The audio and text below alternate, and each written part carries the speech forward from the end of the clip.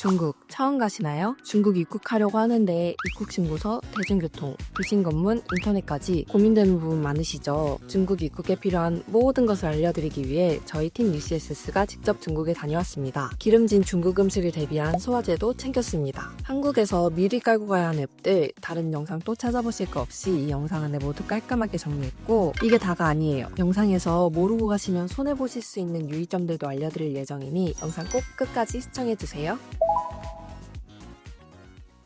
이 앱들은 한국에서 깔고 가셔야 하니까 이것부터 먼저 알려드릴게요. 먼저 알리페이랑 위챗페이는 본인 인증과 카드 등록을 하고 가셔야 돼요. 중국 가서 깔고 등록하면 되지 않을까 생각하실 수도 있겠지만, 중국은 인터넷 환경이 한국이랑은 달라서 많이 당황하실 수도 있고, 당황하시고 카드 등록이 안 된다면 아무 결제도 할 수 없으시니까 꼭 깔고 가셔야 합니다. 특히 알리페이를 주로 사용하시게 될 텐데, 그럼 알리페이를 주로 사용할 테니까 위챗페이는 안 깔고 가도 되는 거 아니야? 라고 생각하실 수도 있겠지만, 음식점에 따라서는 아예 처음부터 위챗페이로 주문을 받고 결제까지 위챗페이로 진행하는 음식점들이 있어서 그런 데에서는 알리페이로 할 수가 없거든요. 그래서 위챗페이도 꼭 깔고 가셔야 합니다. 더불어서 네이버페이와 카카오페이에도 카드 등록을 하고 가시면 좋은데요. 알리페이의 경우 200위안 초과 시 3% 수수료가 붙기 때문에, 만약에 내가 결제한 금액이 200위안 넘는데 네이버페이나 카카오페이가 되는 매장이다, 그러면 네이버페이나 카카오페이로 결제하시는 게 이득이겠죠? 그러니까 네이버페이와 카카오페이도 꼭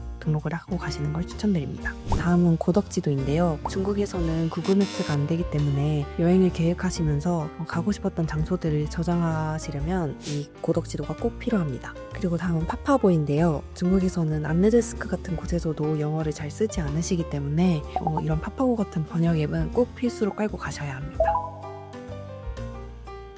그리고 중국 입국 시에 보조 배터리 유의하셔야 돼요.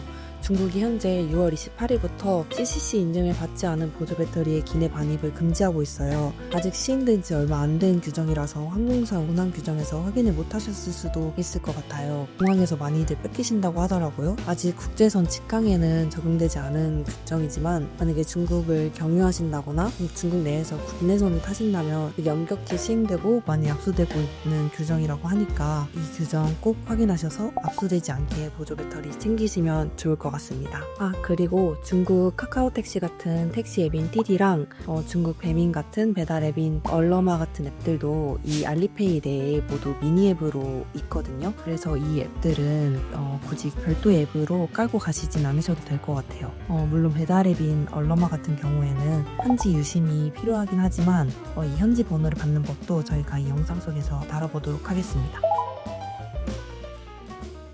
안녕하세요. 지난 상해의 네이버페이 사용편으로 인사드렸던 PD 사비입니다. 이번에는 저희 UCSS 팀이 상해에 입국하면서 필수적으로 해야 하는 것들과 여러분들에게 알려드리면 좋겠다고 생각한 것들, 그리고 이미 알고 계셨어도 최신화된 정보들을 생생하게 전달드릴 예정입니다. 자, 그럼 첫 번째로 입국신고서 앞면 작성 방법입니다. 맨 위 왼쪽 기준부터 설명드리면, 첫 번째는 영문 성과 이름입니다. 여권 기준으로 해주시는 게 정확합니다. 두 번째는 생년월일입니다. 주민등록번호 형식이 아닌 8자리, 즉 연도, 월, 일 정확하게 전부 적어주시는 게 좋습니다. 세 번째는 여권번호입니다. 각자 여권번호 형식에 맞게 적어주시면 됩니다. 네 번째는 항공편명입니다. 메일 혹은 연락처로 받으셨던 항공편 정보를 확인해 보시면 아래 보여지는 영문, 숫자 조합이 항공편명입니다. 항공사 및 편명마다 번호가 전부 상이하니 사전에 미리 알고 계시면 좋습니다.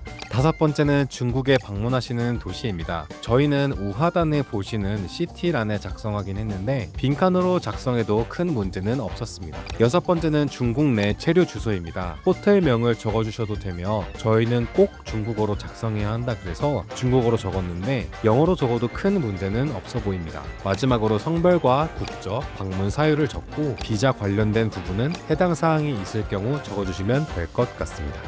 추가로 연락처를 적어주실 때는 대한민국의 국제전화번호인 +82를 적고 본인 연락처를 적어주시면 됩니다. 다음으로 뒷장입니다. 첫 번째로 출국 티켓 예약 여부입니다. 저희는 출국 티켓까지 왕복으로 예약을 했기 때문에 예스 체크를 해두었고, 출국 일자와 항공편명을 적어주시면 됩니다. 출국 항공편명은 앞장에 작성했던 것과 다르니 다시 확인하셔서 적어주셔야 합니다. 번째는 초청 회사 또는 초청인 여부를 적는 칸인데요. 해당되실 경우 적어주시면 될 것 같습니다. 세 번째는 최근 2년 내에 다녀온 나라들을 적는 칸입니다. 2개에서 3개만 적어주셔도 큰 문제는 없다고 하네요. 마지막으로 서명해주시면 입국신고서 작성이 완료됩니다. 여기는 공항에서 짐을 찾기 전에 있는 현지 유심을 판매하는 곳인데요. 저희는 직원에게 여러 가지 물어본 후 제일 기본 플랜인 플랜 A, 데이터 3기가에 통화 60분이지만 통화를 아예 안 쓸 경우 10기가까지 쓸 수 있다고 합니다. 가격은 100위안 정도로 원화로 약 2만원 정도 하는 유심을 구매했습니다만 저희도 다들 처음 오는 중국이라 유심 파는 곳이 여기밖에 없을 줄 알았지만 짐을 찾고 나와보니 사전에 미리 찾아본 차이나텔레콤 유심 판매점이 있었습니다. 아까 저희가 샀던 데보다 조금 더 삐까뻔쩍해 보이는 텔레콤이거든요. 그리고 여기 사면 7일권에 85위안인데 저희는 100위안에 샀습니다. 그래서 여러분들은 나오자마자 사지 마시고 짐 검사하고 아예 나오시면 이렇게 좋아 보이는 곳이 있으니까 여기 사시면 좋을 것 같아요. 그리고 후기에서 읽었는데 여기 사면 설치도 해주신다고 하시더라고요. 저희한테 판매해 주셨던 분도 아주 친절하셨기 때문에 감사했지만 여러분은 여기서 하는 걸 추천드립니다. 이게 우리나라의 뭐 SKT 이런 느낌인 건가? 약간 그런 대표적인 통신사입니다. 일단 알리페이로 가기부상 열차 티켓을 구매했고요. 지금 이제 열차를 탈 건데 열차에 짐 검사하는 구간이 있어요. 이렇게 중국은 보안 검사가 좀 철저합니다. 그래서 지하철 안에서도 검사를 할 때가 있고 이렇게 갈 때도 검사를 하니까요. 한번 들어가면서 또 검사를 받아보겠습니다. 덧붙여서 설명하자면 처음 중국에 와서 좀 놀랐던 부분인데요. 중국은 지하철 어느 역을 가도 정말 작은 역에서도 짐 검사를 하는 시스템이 전부 구비되어 있습니다. 캐리어를 들고 이동할 경우 정말 불편한 일이 아닐 수 없기 때문에 최대한 빠르게 숙소에 짐을 간소화시키고 지하철로 움직이는 게 좋아 보입니다. 중국은 택시 비용이 저렴한 편이라 가격 비교를 해보고 택시로 이동하는 것도 좋은 선택지입니다.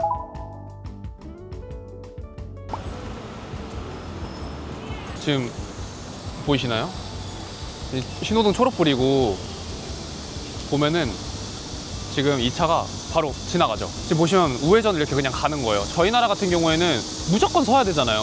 근데 지금 보시면은 사실 신호등이 크게 의미가 없기도 하고 비보호 우회전, 비보호 좌회전이 이렇게 보행자가 우선순위라고 하기가 힘들 정도로 한국에 비해서는 조금 위험합니다.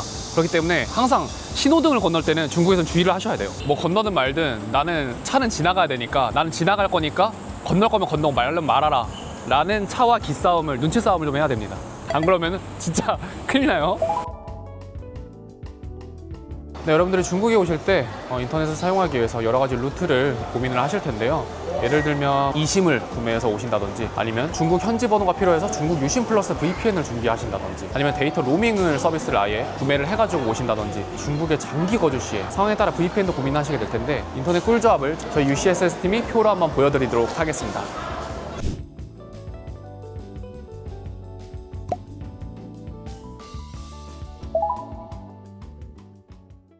공항에서 구매한 현지 유심에 써있는 번호를 등록하면 인증번호가 옵니다. 이걸 입력하면 이제 배달을 시킬 수 있습니다. 현지 유심은 이심이 아닌 무조건 실물 유심이기에 가능하시다면 공개계를 하나 가져가시는 걸 추천드려요. 알리페이 내 얼러마에 등록된 번호를 바꿔도 알리페이 내 다른 기능들에서는 원래 등록한 번호가 유지되니 걱정하지 마세요.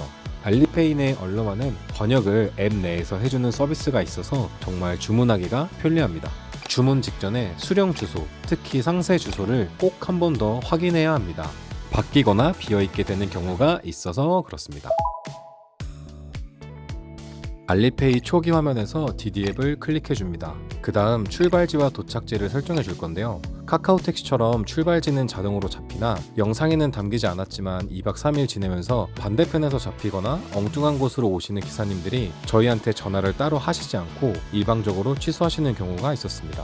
혹시나 인식이 안 될 경우를 대비해서 출발지를 재확인해 주시는 게 좋습니다. 출발지 확인이 되셨으면 도착지를 설정해 주시고 그 다음 금액에 따른 등급을 선택해 주시고 결제를 진행해 주시면 자동으로 택시를 잡아주는데요. 저희는 업무 초반에는 일반 택시를 주로 탔었는데 택시에서 담배 냄새 같은 불쾌한 냄새가 택시마다 지속적으로 났었습니다. 차 연식도 어느 정도 있었으며 승차감도 많이 안 좋았습니다.